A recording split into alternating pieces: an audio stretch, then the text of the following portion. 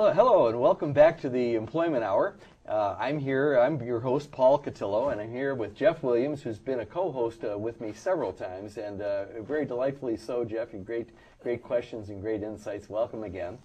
And I'm here also with Mohammed Faheem, and Mohammed is actually the one who had the basic concept for the Employment Hour and has helped hundreds of people both with that and also with his new job with the Illinois Employment Service, where he helps a lot of people get jobs. So welcome, gentlemen, and our format's going to be a little bit different, I understand. We're just going to do kind of a free-for-all. Good to be here, Paul. About job techniques and that kind of thing. Good to be here. One little correction, though. I mean, I work at the employment office, but I work for WorkNet, Northern Cook County, which is kind of like a partnership of different agencies that come together to help job seekers and employers. Very good, very good. Well, let's talk a little bit about the interviewing process. It's pretty misunderstood. You want to start off with interviewing, or you want to go with resumes and things first, because that is what leads up to the interview. Fine. What do you think are the three key aspects of a good resume? It's the resume has to be to the point, number one. You don't ramble around in a resume talking about personal things. Number two is going to be very critical that you focus on what the employer is looking for and make that a part of your resume. In other words, read the job description. Because nowadays, more and more resumes are being scanned electronically or by computer when you submit a resume. So the computer is looking to match the requirements of the job, which is very critical. So if your resume is not reflecting those particular keywords, for lack of a better word, that people call them, it is going to be automatically put down into the do not read pile. So the second thing, you're talking about three things. The third and most important thing is to get the resume to somebody who could actually read it. Most people think that when you submit your resume online, that should be the end of it, right?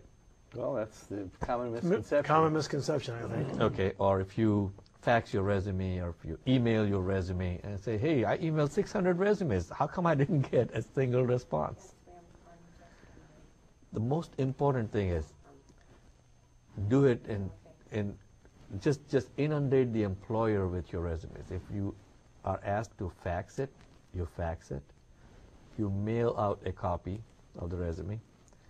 If you're asked to email it, you email it, and then you fax it, and then you mail out a copy of the resume. And if the company is in your neighborhood, drive by and drop off a copy also. I think a couple of other things, too, that are very important is that nowadays people have several resumes for different types of jobs or different jobs, highlighting different things for that particular job. And I know that people do that, and with Word on the computer, it's easy to move things around, to move things from page to page, and that kind of thing. I know that people are doing that a lot. You can do that, but only to a certain extent. You can only do that to a certain extent. And let me back up a little bit again. We were talking about how do you submit your resume. So now we are inundating the employer with 4 or 5 different ways of getting your resume to them, right? Now you need to make sure. Most people feel that, okay, I'm going to send the resume with a nice little cover letter addressed to whoever it concerns or to whomsoever it concerns, or the hiring manager, okay? And then they sit back and they wait for people to respond and say, I didn't get a response. I have sent out 600 resumes. You're not going to get a response. Because most of the time, the human resources manager, the HR manager, is not the hiring manager. There is a difference there. Right. They're the screening manager. They screen it for someone else at another level. Absolutely. So if you are really interested in a job, if you are really interested in the company, what you need to do is to find out who the hiring manager is. Which is not easy to do sometimes, though. It is not easy, but it is not to say that it cannot be done. Do you have some secret techniques that work well in doing that? Well, the best way to do it is if you are applying for, say, a customer service position, just to take a position, customer service. Mm-hmm. Find out who the customer service manager is or which department the job is opening in. Make a phone call or go through any of the industry books like, Thomas Register or something like that. If it is a big company, it would be listed, all the officers would be listed, and with the titles and everything. Maybe on their website too. On their website, check out their website, okay? So, get in contact with the hiring manager.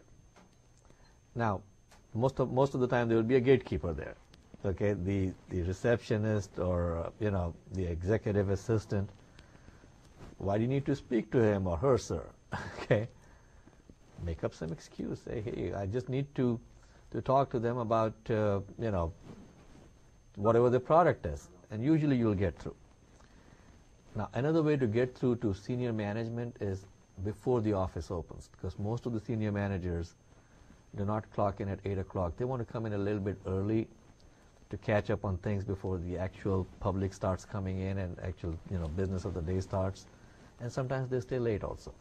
Right. The staff would leave at 5 o'clock, but the manager would still be sitting there doing paperwork. Call them then. And politely ask them, I would like to set up a time to come and visit with you.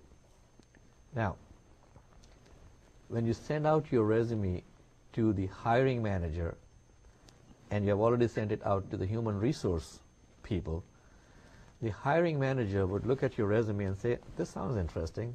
And then they would go down to the human resource office and say, could you pull that resume out for me and call this guy? I'd like to talk to him.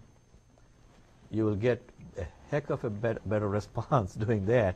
This is true. Than just relying on human resource people to call you back for an interview. Their job is not to call you for an interview, but to make sure that out of the 500 resumes that they get, 495 are put in this do not call pile, and 5 people are called for the interview. Now, I've heard a story the other day that a human resource person was actually saying, I do not have the time to go through this whole pile. I'm going to take it and fluff it up in the air. And whichever I can catch, I'm going to call those people.